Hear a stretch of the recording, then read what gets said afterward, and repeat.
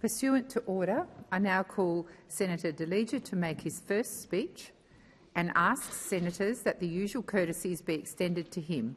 I call Senator Dolega. Thank you, President.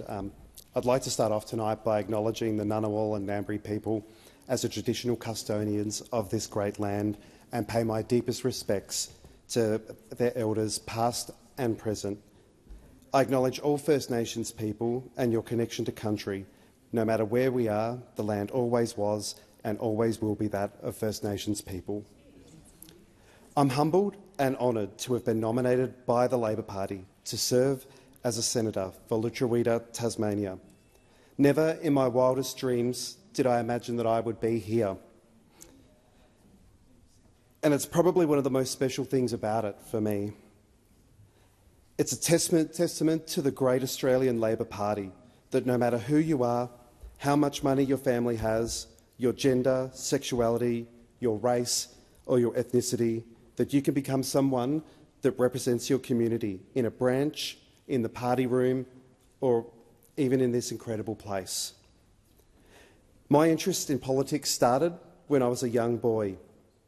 My family and I would watch the nightly news. Paul Keating was Prime Minister. Seeing him debate and advocate and the way he engaged with people inspired me to look into the Australian Labor Party. You can imagine how I felt when I found out about Gough Whitlam and Bob Hawke. Only one thing that rivals my passion for the great Australian Labor Party and all that it has achieved for working people and Australian families over the years, and that is my love for Tasmania. I'm sure senators will agree with me here today that Tasmania is the best place on earth. We have the most beautiful land, we have the freshest air, the cleanest water and the best food and wine and the most hardy people. And I've been lucky enough to call Northwest Tassie home for most of my life. Wherever you go in Tasmania, the beauty and the history is like no other place. No other capital in our great nation is like Nipaluna, Hobart, where we have the magnificent and mighty mountain Kananyi looking over it. Nowhere else can you find the beauty of Cradle Mountain and our national parks. Nowhere else is Sheffield, the town of murals, or Stanley, the home of the nut. We're a beautiful island state, and I encourage all Australians to come, to stay and to experience Tasmania. For our democracy to be at its best, people need to have faith in those who represent them, and part of that is to know their politicians, who we are, where we have come from and what we stand for. So here's a little bit about me. I was born in Devonport and I grew up in a town called Sprayton on a 9-acre farm where I was raised by my hard-working parents, Lynn and Mark, alongside my little brother Luke. I couldn't have asked for a better life growing up.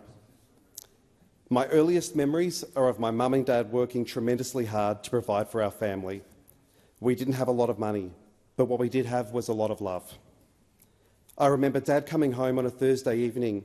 He would hand his pay packet to Mum, and back in those days you had to tear off the edges to open it up, and you'd take out the notes and the coins.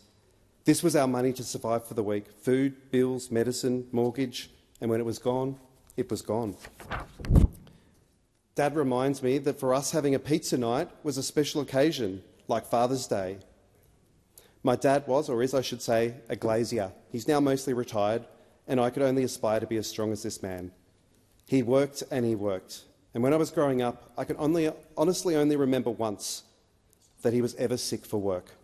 I recall being really worried about why Dad wasn't getting out of his bed for a couple of days. He just didn't ever not go to work. And even to this day, being semi-retired, he's always working and always pottering around the farm. He just never stops. My mum, she worked 2 jobs and then run our house.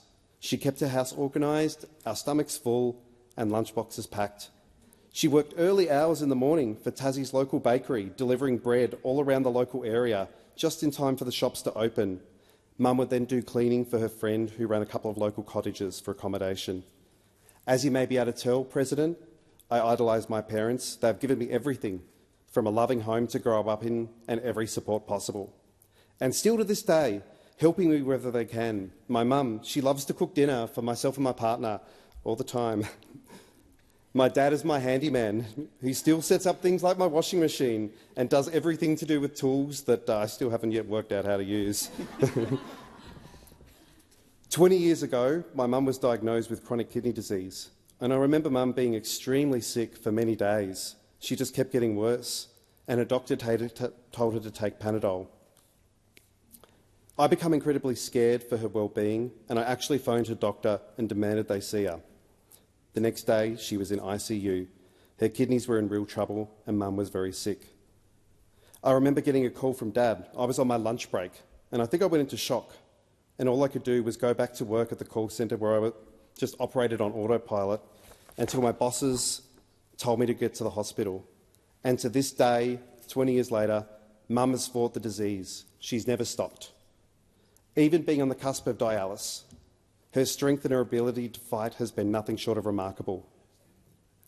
Growing up with my brother Luke was pretty typical young boys. Endless fighting, of course, but we're really lucky on 9 acres. We built tree houses and we had motorbikes. Luke had a Honda 50cc and I had an old postie bike. It was a lot of fun. We had dozens of pets and they all had their own names, even the sheep. My brother went on to become a beef cattle farmer who works hard to provide for his beautiful 8-year-old daughter, my niece, Miss Sally Rose, and who's feeling extra special today because she's in Canberra having a couple of extra days off school. I went to public schools, to Sprayton Primary, Latrobe High and to the Don College. I won't say that my time at school was all roses. I suffered quite a bit of bullying from other kids, and there were many times that I felt scared to walk down the halls. I knew that I was different and I was quiet, but I got through it thanks to some tremendous people who become my lifelong friends. After college, many of us even lived together in an old country farmhouse, which I can say is owned by and very close to the business where a former PM ate an onion out of a box, skin and all. My mates and I weren't popular, but that didn't matter to us. We built the best memories, and we shared a lot of firsts. First loves, first heartbreaks, first cars, first car crashes. Last year was particularly challenging for us when we lost our mate Andrew. It was the first death in our group. He died suddenly from a heart attack. He was a genuinely caring person who to this day we all miss very dearly. Rest easy, my friend. I've been fortunate in my life. I can say that I've never not had a job. I started work when I was 17 and still at college, folding and stacking women's clothing and underwear at Kmart in Devonport. Something that many people close to me know that it probably wasn't in my comfort zone to do, but you know what? I was keen to work and I gave it a red-hot crack. When I finished Year 12, I worked full-time at a couple of call centres in Devonport.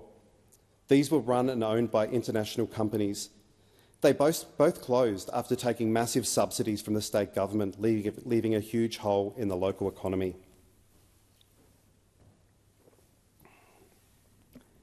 Fortunately, at the Sitel call centre, I met my partner, the love of my life, Josh. Yeah, I know, Josh and Josh. After over 20 years, you get used to having the same name. I'm so thankful to our nosy lesbian friends, Laura and Joya, who invited us over to dinner and set us up, as I said, 20 years ago. We haven't been apart since.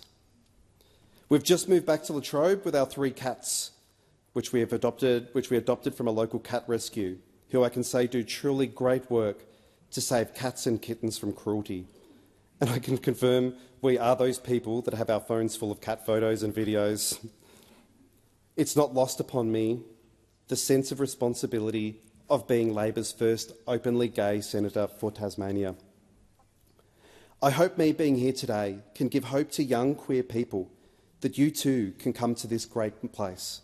But more importantly, I hope you know that you're already seen, that you're understood, and you are represented. I acknowledge other LGBTQI+ MPs and senators and the contributions that they have made to progress for our community. As a young person, I experienced some tough times for being who I am. There were some dangerous times when I was faced with violence and hatred. There were times when I wondered if I'd ever find someone to love and to love me back. I don't bring all this up as a sign of weakness, but to give a sense of hope and a shining light to young queer people.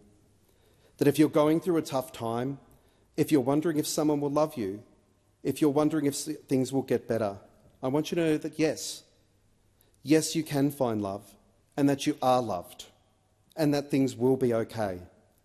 Find your safety net and latch on to what makes you happy. I acknowledge the efforts of Tasmania's Rodney Croome, his struggles and his strength, and his outstanding contribution to gay rights and equality in Tasmania. My state was the last to decriminalise homosexuality, and the only state to criminalise cross-dressing. And that's hard to imagine in this time where RuPaul's Drag Race is an international phenomenon, that such laws ever existed. Tasmania has come very far. We have the most progressive and inclusive discrimination, hate speech, relationship and gender recognition laws, and I pay tributes to my Labor colleagues and activists who have worked so hard to change Tasmania and Australia for the better. In 2005, I started working in the Australian Public Service at the ATO in Burnie. I spent 15 years helping small businesses comply with their tax obligations. It was a small office of around 50 or so workers, and at that time, an APS3 job of around $50,000 was a huge deal in the North West Coast. The site grew over the years, and in 2014, a dark cloud seemed to hang over the site. There were massive attacks on the public service by the government of the day. Jobs were being lost, and there were multiple attempts to strip workers of their rights and the conditions that had been secured in bargaining and fought for over decades. Closure of the site was a real risk. And it was at this point that Jess Munday and Jen Fitzgerald from the CPSU convinced me to become a union delegate. This turned out to be much more of a life-changing moment than I could have ever imagined. I've always supported unions. My dad was a member of his union, and my first was at the SDA at Kmart. I had never seen hands-on how much work union staff do to support their delegates and their members. My organiser, Jen, she was a wealth of knowledge for just about everything and was able to support me in my new role. We instantly clicked and we became mates. Soon after my election, I attended delegate training run by a comrade, Paul Blake. I went back to my workplace, not only having the tools I need to represent members, but I felt this new sense of confidence that I could stand up to things happening and knew that my union had my back. I represented members in the workplace on collective and individual matters. I took my workplace from 2 members to 40% density in my first year as a delegate, and I was awarded the Unions Tasmania 2017 Delegate of the Year. I later became an elected section councillor for the tax section, representing members' views in broader union business.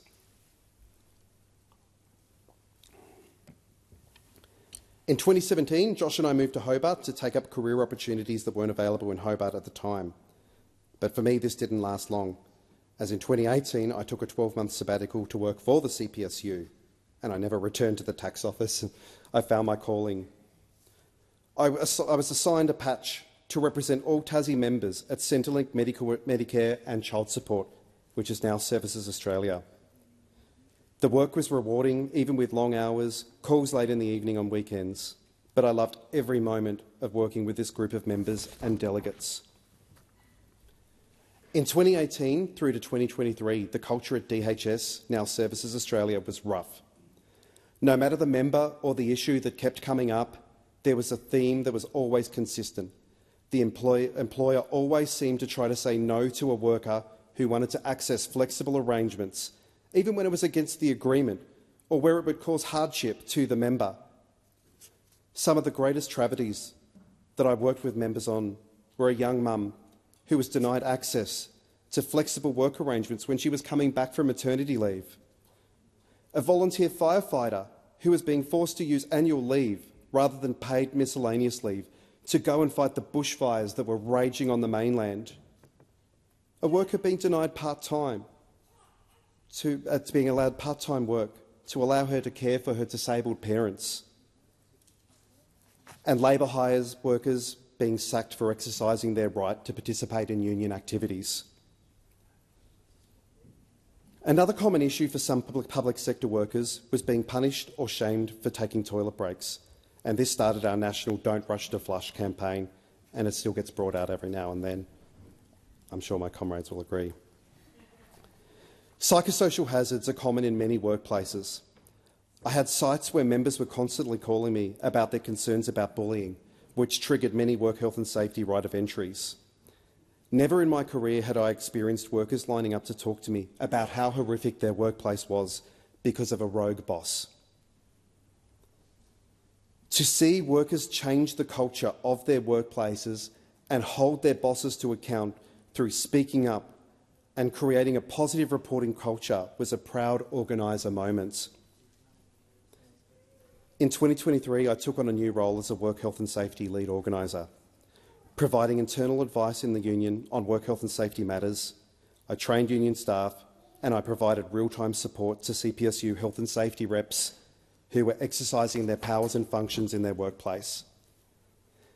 This became incredibly important after a Centrelink worker was stabbed in the workplace at Airport West. I commend the response of the government for implementing a wide-ranging review into safety and security for Services Australia, and I acknowledge the efforts of CPSU members working in Services Australia who have tirelessly advocated for improved safety arrangements to ensure the safety of staff and their customers in their workplace. It's vital that as a government we prioritise worker safety as an integral part of service delivery, because everyone has the right to be safe at work. Violence and aggression has no place in any workplace, and the Work Health and Safety organiser couldn't pass on the opportunity to, in my first speech, encourage people to be kind when dealing with workers doing their job, no matter whether it's in a supermarket, in a restaurant or a Centrelink office. Kindness costs nothing, and it makes such a difference to a worker who is serving their community or their customers. President, public services are important. Public servants keep our country running, and this Labor government has done a huge amount of work to rebuild the capacity of the service after a decade of cuts, outsourcing and neglect. We should never forget that public services being provided by public servants is the best and most cost-effective way to serve the community, and that outsourcing does nothing but degrade services and allows shonky business to make profits off people.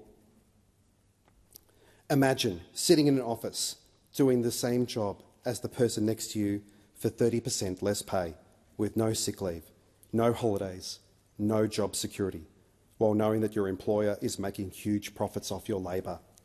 Shame. I'd like to applaud Senator Gallagher as the Minister for the Public Service for her work to bring decency and respect back to the APS. And of course I applaud my union, the CPSU, so capably led by National Secretary Melissa Donnelly, for putting the rebuilding of the public service on the agenda and keeping it there.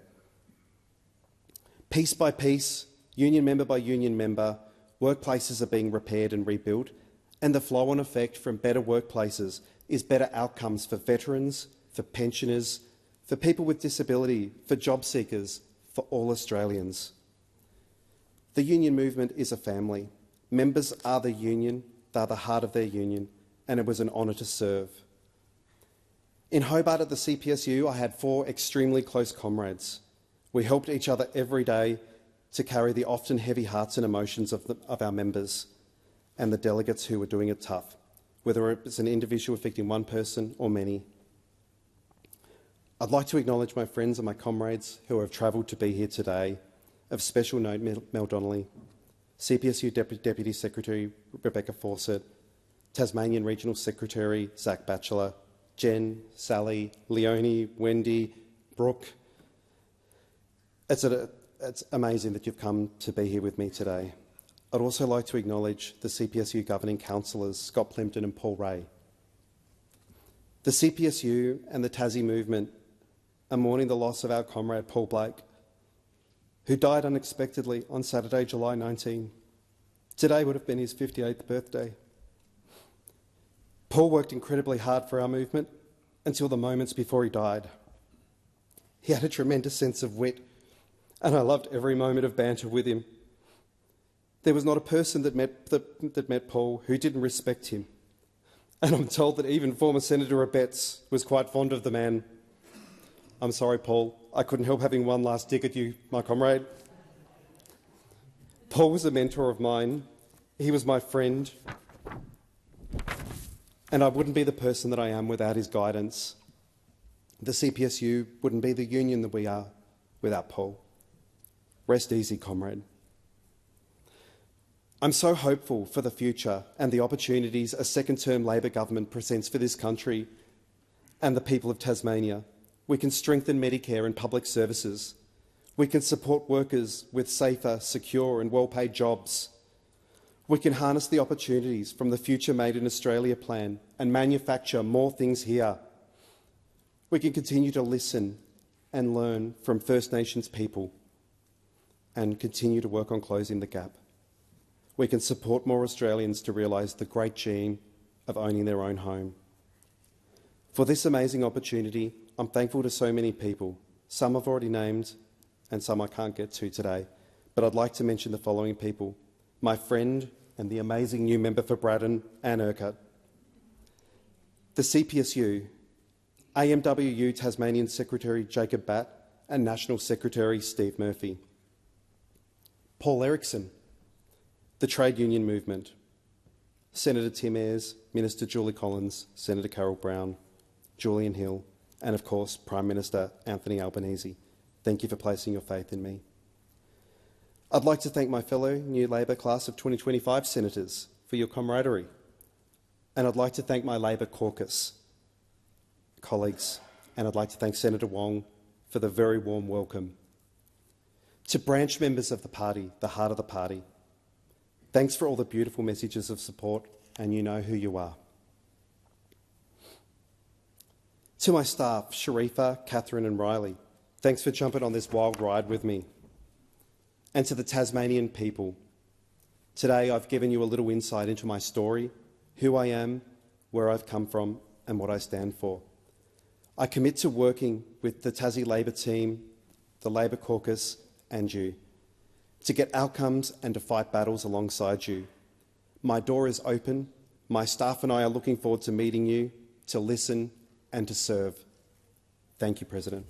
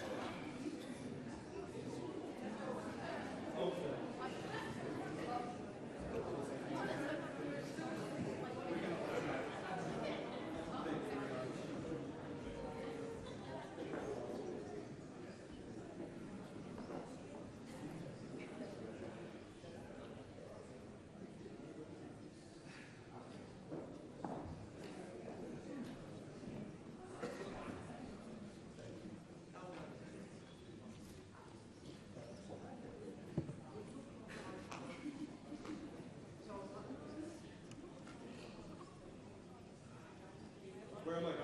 Richard. Thank you.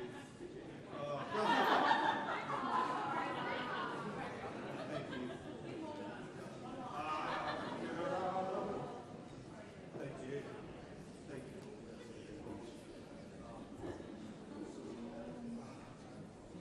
Yes.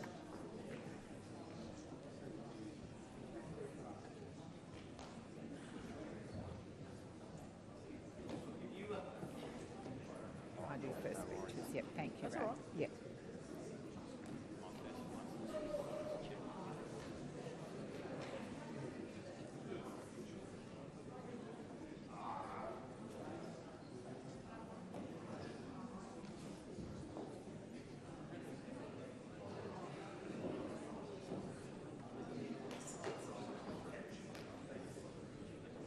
Well,